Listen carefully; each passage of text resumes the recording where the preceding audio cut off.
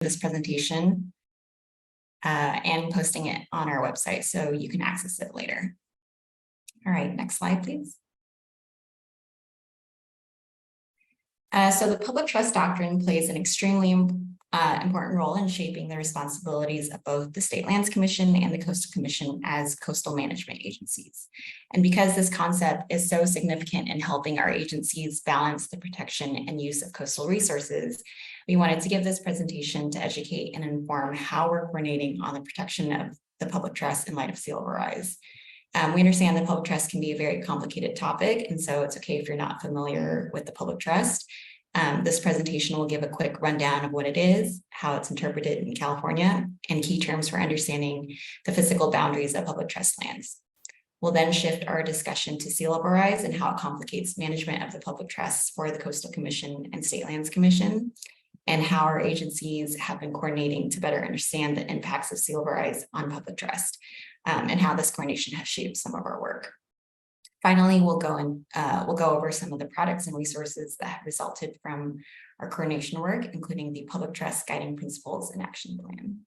Next slide. So the public trust doctrine is a principle that states that certain lands are held in trust for public use or benefit, and that the government, which in our case is the state of California, and relevant regulatory and management agencies such as the Coastal Commission and State Lands Commission, must protect and manage these lands to ensure that the public can use and enjoy them. The uses protected under the public trust have historically included activities such as navigation, commerce, and fishing, and these uses have expanded via case law and statutes to include activities such as environmental conservation and public access. Next slide, please. In California, the state acquired ownership over tidelands, submerged lands, and beds of navigable waterways at the time of statehood upon its admission to the US in 1850. Since then, there have been a number of cases that have more clearly established how to interpret the public trust doctrine. Essentially, these cases have required the state to hold and protect public trust lands for the benefit of the public, to consider the public's interests in making decisions that affect these lands, and to prohibit the state from disposing of the public's interests in these lands in most cases. Next slide, please. So, as I mentioned earlier, the original central uses that are considered a part of the public trust, also called a public trust use or resource, include navigation, fishing, and commerce. Over the last few centuries, through court decisions and legislation, other uses or resources have also come to be recognized as public trust consistent uses, including recreation and tourism, conservation and environmental stewardship, and public access.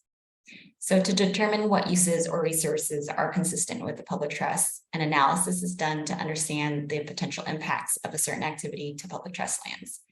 The analysis typically includes identifying whether the activity is connected to the water in some way, or is water related or water dependent, and whether the activity or structure serves a statewide benefit, or in other words, would be a benefit to all of the public. There are some instances where a private structure, such as a private pier, may be found to be consistent with the public trust doctrine if it doesn't interfere or impede other public trust uses, and there is sufficient public access to public trust lands around that area. Lastly, facilities and structures that are needed to serve these public interests, such as boat docks, ports, harbors, hotels, restaurants, roads, etc., may also be constructed and operated on public trust lands in appropriate locations. It's important to remember that the public trust doctrine isn't static. It evolves as society's needs and priorities and values change. So as a result, all analyses on public trust consistent uses and resources are also case by case. I will now pass it over to Michael. Thanks, Karen.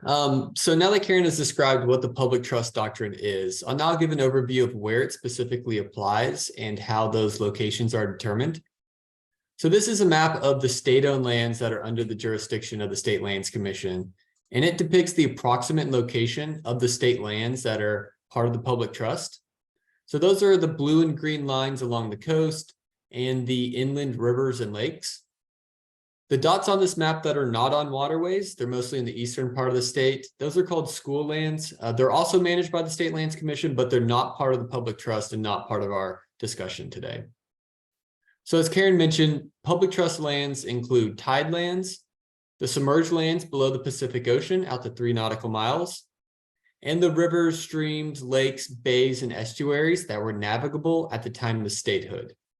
These are all state-owned lands that must be managed for the benefit of the public according to the public trust doctrine. Next slide, please. So for the two types of state lands along the coast, tidelands and submerged lands, and I'll talk about where they start and end and how those boundaries are determined. So tidelands are located between the ordinary high water mark and the ordinary low water mark of tidal waters. And then going further out to sea, the submerged lands are located between the ordinary low water mark out to the state and federal boundary. That's a fixed boundary 3 nautical miles offshore. Next slide. And determining the exact location of the boundary is really important because it determines where the state's ownership starts along the coast and where the land must be managed according to the public trust doctrine, and also where certain agencies have jurisdiction. On natural shorelines, the ordinary high water mark and the boundary for public trust tidelands, those are informed by the location of the mean high tide line. And that's a line where the land intersects the elevation of mean high tides that have been calculated by NOAA. However, if a shoreline has been artificially influenced, for example, filled tidelands or certain coastal structures, depending on the circumstances, the current location of the mean high tide line might not be the boundary. So other legal and site-specific factors will need to be considered to determine where the boundary is. So that's an important caveat I wanted to provide, but we'll focus on the boundaries when the shoreline is in a natural state. Next slide, please.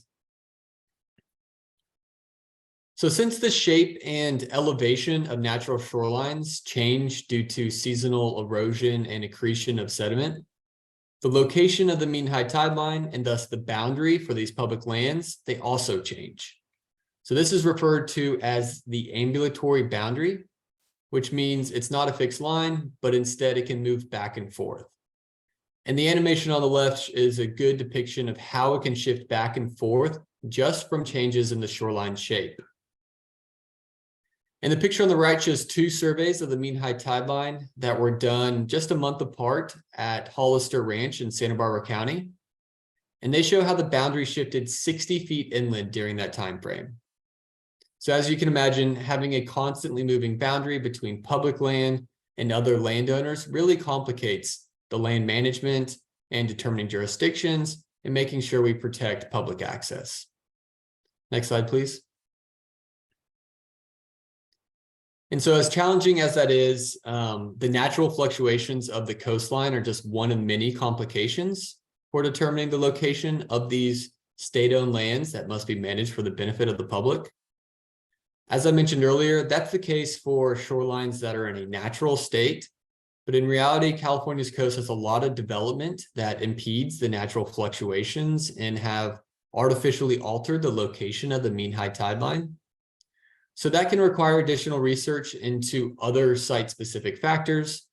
For example, in some situations, the historical location of the mean high tide line before it was altered, that can be used to help determine the location of the boundary. And another challenge is that surveys of the mean high tide line are a manual process that require considerable expertise and expense, which can affect how frequently surveys are performed. So when changes to the shoreline do occur, it can be hard to know exactly where the boundary is located at any given point in time because we don't have constant monitoring and updating of the boundaries. And another challenge is that the elevation of mean high tides are based on NOAA tidal datums that are historical averages, and they're not always reflective of current tidal elevations. So what might look like tidelands when you're standing there in person, that might not always be the case according to NOAA's data. Next slide, please. And so to make this complicated issue even more challenging, we now have to contend with sea level rise and how it's accelerating the rate and degree of changes along the shoreline. So sea level rise is causing tidal elevations to increase, which causes the mean high tide line to migrate inland. So in addition to the short-term seasonal variations where the mean high tide line can go back and forth, we now have a long-term change that's shifting all of that further inland. And ultimately, the most concerning consequence of this is how sea level rise is eroding and flooding public tidelands, which is leading to a loss of public land and the public's ability to access and use their beaches and other tidelands. The picture on the right shows where the mean high tide line could be in Carpinteria after 100 and 200 centimeters of sea level rise, which is about 3 and 6 feet. So without certain interventions here, the public would entirely lose its public beach space and their ability to recreate or fish there. And because of these major changes that are expected to occur along the shoreline, there's more interest in shoreline protection and adaptation projects. And the state and local governments have a responsibility because of the public trust doctrine to ensure that adaptation projects preserve our public trust resources and are in the best interest of the public. Next slide, please. So to tackle all those challenges, the responsibility for protecting the public trust on California's coast falls on several state and local agencies. But we'll mostly focus on the State Lands Commission and the Coastal Commission and how we're working together on these issues. So for a little bit of background, the State Lands Commission is the land manager for all state-owned tidelands, submerged lands, beds of navigable waterways, and the state school lands. And it's the recognized authority for determining the location of the public trust boundary, and it has to manage the resources contained within them for the benefit of the public. So this often includes issuing leases for projects that would use state lands for certain uses that have been determined to be consistent with the public trust. And a part of determining their consistency with the public trust is making sure the public's right to access and use the public trust lands is not impeded, and also making sure that there's a fair balancing of public uses. State Lands also conducts environmental reviews like EIRs for all eligible projects on state lands. And we also analyze the vulnerabilities to sea level rise. So we want to make sure that projects have planned for the appropriate levels of sea level rise and that they won't harm the resilience of the public trust resources where the projects are located, as well as adjacent public trust resources. Next slide, please. In some locations, the management of the state lands were granted by the legislature to certain local trustees. These could be cities, counties, and port districts. And where this has occurred, those lands are referred to as granted lands. And the specific uses permitted in each grant can vary, but they often include the construction of ports, harbors, airports, recreational facilities, or the conservation of open space. And these lands are still held in trust for the public and must be managed in accordance with the public trust doctrine. And the cities, counties, and ports that receive these grants, they're the land managers who are responsible for issuing leases within their granted lands. But the State Lands Commission still retains broad oversight authority over these granted lands. And the pictures on the right are two examples of grants to the Port of San Diego on the top and City of Santa Barbara below that. And San Diego's grant was recently updated, so this map isn't totally up to date, but these show the general areas where they are the land managers. And there's about 70 of these grants statewide. So I'll now pass it over to Aubrey to talk about the Coastal Commission's role in protecting the public trust. Thanks, Michael. Next slide, please. Oh, you've got it already, sorry. I'm going to talk about the role of the Coastal Commission and some of the resources that both the Coastal Commission and the State Lands Commission have available publicly on the public trust doctrine. So the Coastal Commission regulates development in the coastal zone, including over state tidelands and areas that might be adjacent to tidelands. The coastal zone extends between several hundred feet and up to 5 miles inland along the coast. And on the seaward side, the coastal zone encompasses the mean high tide line boundary, and it extends up to 3 miles seaward to the state federal boundary of coastal waters. In the coastal zone, the commission has to consider the effects that proposed development would have on public trust resources and interests, like coastal access, habitats, and scenic values. And because the Coastal Act protects public trust interests and needs, achieving consistency with the Coastal Act or the certified LCP will generally address the need to protect these public trust values as well. But there are some cases where there are specific or significant public trust concerns, where a separate analysis of the project's effects on public trusts, lands, or resources might be necessary. And in all cases, the public trust doctrine has to inform the Coastal Commission's interpretation of the Coastal Act. Next slide, please. The Coastal Commission also certifies LCPs, or local coastal programs. LCPs are documents that contain policies governing development and protection of coastal resources for a specific region. That's typically a city or a county. Once an LCP is adopted by the local government and certified by the Coastal Commission, then the permitting authority is transferred from the commission to that local jurisdiction. While each LCP reflects the unique characteristics of that individual coastal community, regional and statewide interests and concerns also need to be addressed in conformity with the Coastal Act goals and policies. So incorporating policies and information about the public trust in LCPs is critical.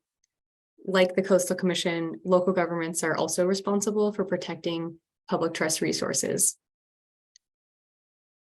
So here's some examples of recently certified LCP policies that relate to the public trust, requiring monitoring and mitigation for the impacts of shoreline protective devices, where they'll prevent the natural migration of public trust lands.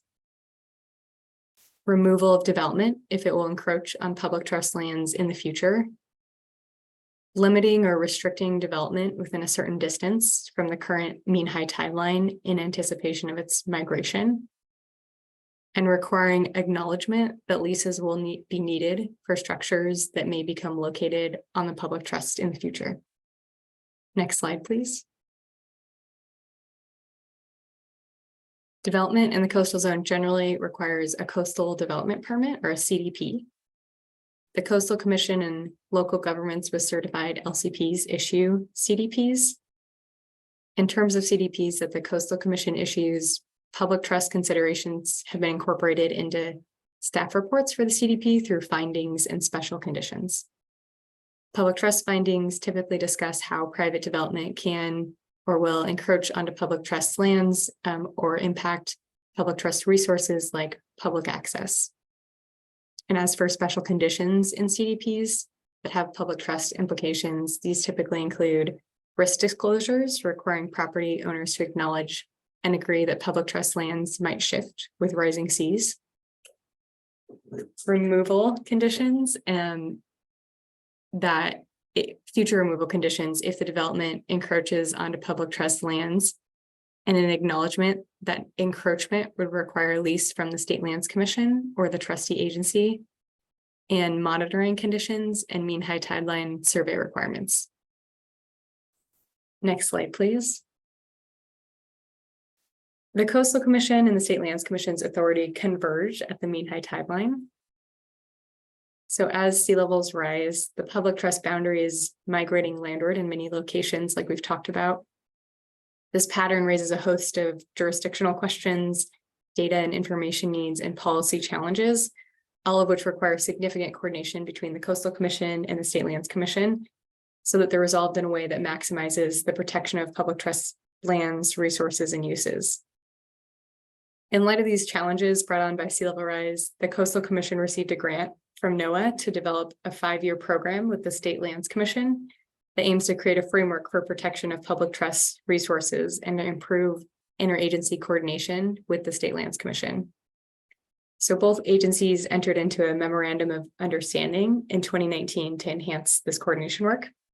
And since then, staff who work on sea level rise policy and planning from both agencies meet monthly to develop and review work products that aim to educate staff and the public, which we'll explain in more detail later.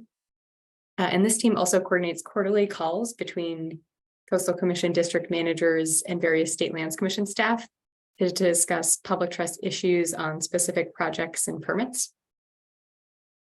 Next slide, please.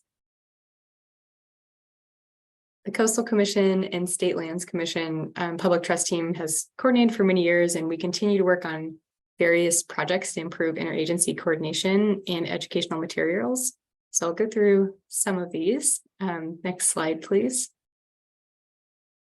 One of these projects is the Public Trust Guiding Principles and Action Plan, which was recently adopted by the Coastal Commission. This document describes how the public trust doctrine relates to the Coastal Commission's work on sea level rise planning. The guiding principles in this document provide a set of principles to guide the Coastal Commission and local governments in their sea level rise planning work. And the action plan sets forth a suite of potential next steps and research priorities for the Coastal Commission for its work at the interface of the public trust doctrine and sea level rise planning. And the guidance was developed in close coordination with staff from the State Lands Commission as part of the longer-term coordination project that we mentioned earlier. The draft of this guidance was first presented to the Coastal Commission at the June 2022 hearing. And since then, we conducted public comment and tribal coordination. The final draft of the guidance with the public and tribal coordination comments incorporated was adopted unanimously by the Coastal Commission at the May 2023 hearing. Next slide, please. The public trust guiding principles include 10 principles that are intended to assist the Commission and local governments in carrying out the Coastal Act in a manner that's consistent with the public trust doctrine of sea levels rise. The Coastal Act is an exercise of the legislature's public trust authority, and it implements aspects of the common law public trust doctrine, including through its emphasis on public access, ocean-related recreation, and coastal dependent uses like ports and fishing. The guiding principles include a commitment by the Commission to consider the public trust in its decisions, a principle stating that development decisions and sea level rise will impact public trust lands, uses, and resources, a commitment to identifying anticipated impacts to current and future state tidelands, and a principle recognizing that implementation of the public trust doctrine through Coastal Commission and local government actions can advance environmental justice and access for all, among other principles. Next slide, please. The action plan includes 10 next steps and research and policy questions that the Coastal Commission will prioritize over the next 5 years as staff resources and funding allow. So here's a couple examples of these next steps. One action step is to consider updates to Commission regulations relating to mitigation of the adverse effects of sea level rise on public trust lands. Some of the other action steps range from interagency and tribal coordination to public outreach, engagement, and education on the purpose and role of the public trust doctrine in the management of California's lands and natural resources. Another action step is to identify development decisions, such as boundary line agreements that result in coastal squeeze, leading to the loss of public trust resources. And another next step is to work with the State Lands Commission to create a GIS inventory of public trust tidelands. More discussion of each of the guiding principles and the action steps is included in the guidance, which is available on our website. Next slide, please.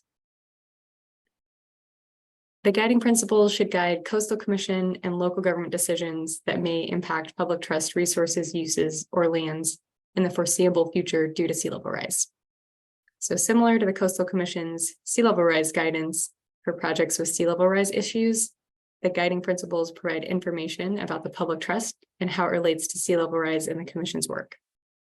For example, the guiding principles discuss how certain coastal resources could be impacted by the loss of public trust lands, such as public access, recreational resources, scenic and visual resources, and environmentally sensitive habitat areas, or ESHA. The guidance also provides guidance to the Commission and local governments on how to apply the Coastal Act in a manner that appropriately considers the public trust and gives local governments direction on how they can create LCP policies that protect public trust lands and resources. Next slide, please.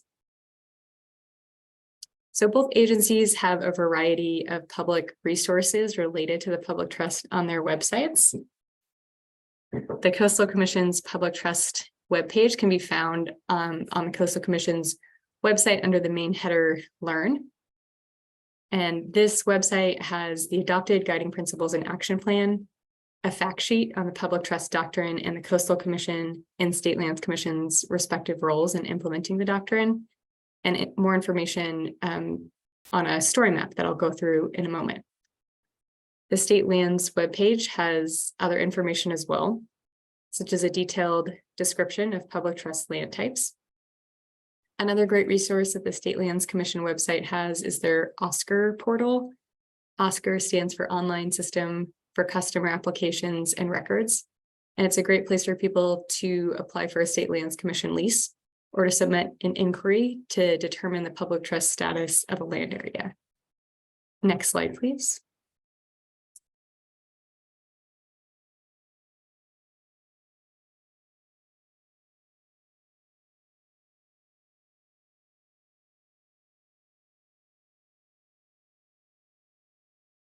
Just one moment. Great, so I'm going to pull up here the story map. And the story map, this is one resource we put together that can help give the public kind of a broad overview of what we've talked about today in a little bit more accessible language. This is available on the Commission's website. So it kind of breaks down what we've talked about today. So for example, what does it mean to own in trust? And it also has some great visuals of tidelands and public trust resources. So you can get a sense of what these places are, where they are, and what they look like and why they might be important. So this is just a great accessible resource that we wanted to let you all know is available. And I'll go to the next slide, Maren, whenever you're ready.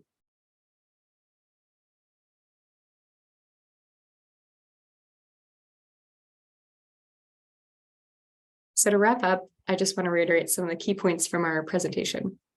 So first, we hope you walk away understanding what the public trust doctrine and public trust uses and resources are. We also hope you gain a better understanding of the coastal boundaries and how to identify where public trust lands are generally located along the coast. And lastly, while sea level rise raises a whole host of new questions regarding the protection of the public trust in the future, we continue to work closely with the State Lands Commission to help answer some of these questions and create resources to address public trust issues. We hope you now know that the Coastal Commission and State Lands Commission have publicly available resources that explain these concepts and action steps that both agencies are working on. So thank you so much for joining us, and we can now open it up for questions. So if you've got a question, you can go ahead and type it in the chat, or you can raise your hand and we'll unmute you. See, we have one person with their hand raised and one question in the chat. So we've got a question from Charming Evelyn. You mentioned beach erosion. Are there any talks with any other agencies about dam removals, non-functional dams, silt accumulation behind dams contribute to beach erosion? Maren, it looks like you might have had some thoughts on this. I saw you were typing. Oh, yeah. Thank you for the question. I just was typing in a response. Certainly, that's an important consideration for sediment supplies to coastal areas. And we